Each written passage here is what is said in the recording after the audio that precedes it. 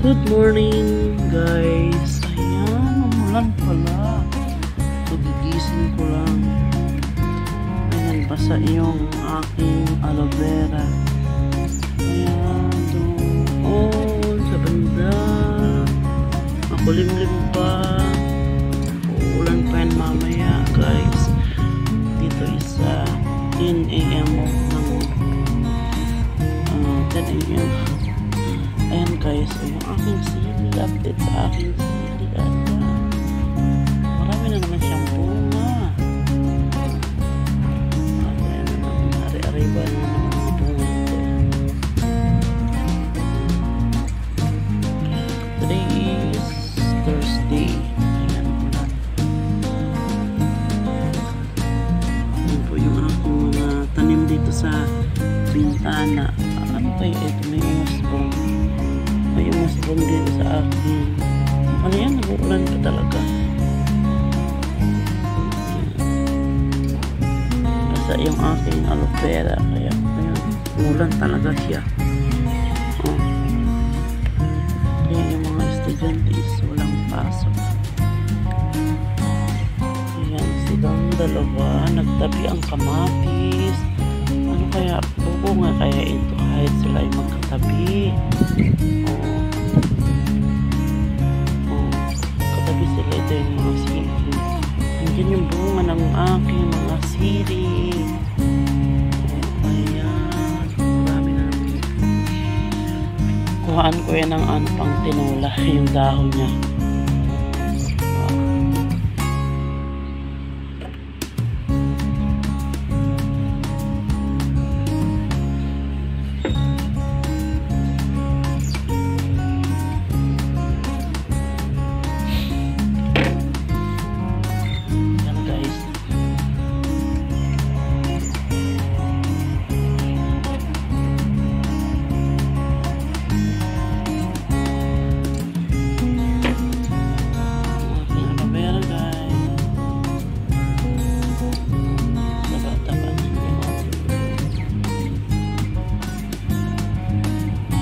Ayan guys, talagang maulan, talagang totoong umulan. Oh. Ayan, ayun ako, mababasa yung aking cellphone. Okay guys, thank you for watching and God bless everyone. The next day. Hi guys, good morning everyone. Ayan, kukuha lang ako guys ng dahon ng sili kasi ilalagay namin sa tinolang manok. Kasi yan ang gusto ko. Nagka-craving ba ako ng tinulang manok with papaya and may sili siya. May dahon ng sili. Yan lang naman ang aking munting tanim na sili guys. Kasi parang gustong-gusto ko lagi nagtatanim kahit isang puno lang or isang ganyan lang. Pero ako dyan kamatis at sana magbunga siya. At syempre, yung aloe vera sa katabi ng sili. Sana guys, magbunga yung kamatis kasi parang hindi. Kasi sa sobrang init pa dito sa lugar namin. Ayan, mauubos na guys yung yung dahon ng sili ko.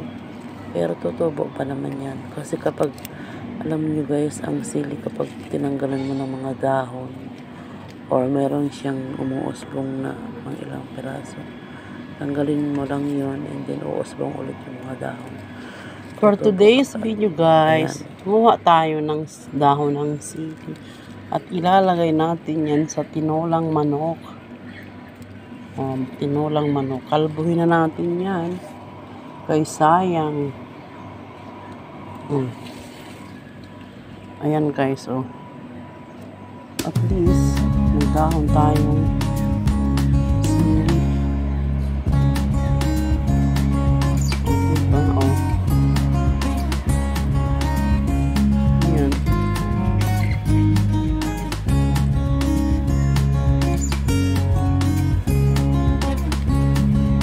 Kumuha tayo guys ng dahon ng sili. Kalbuhin na natin ito. Dahon.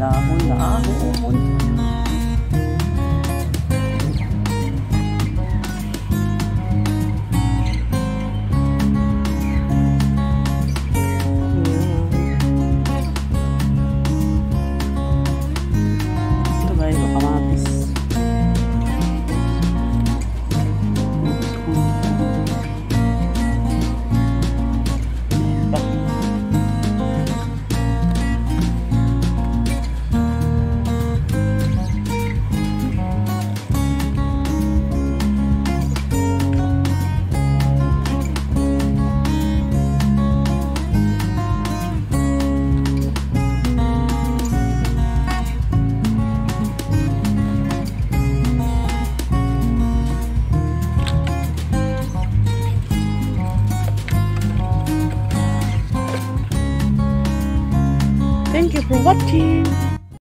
So.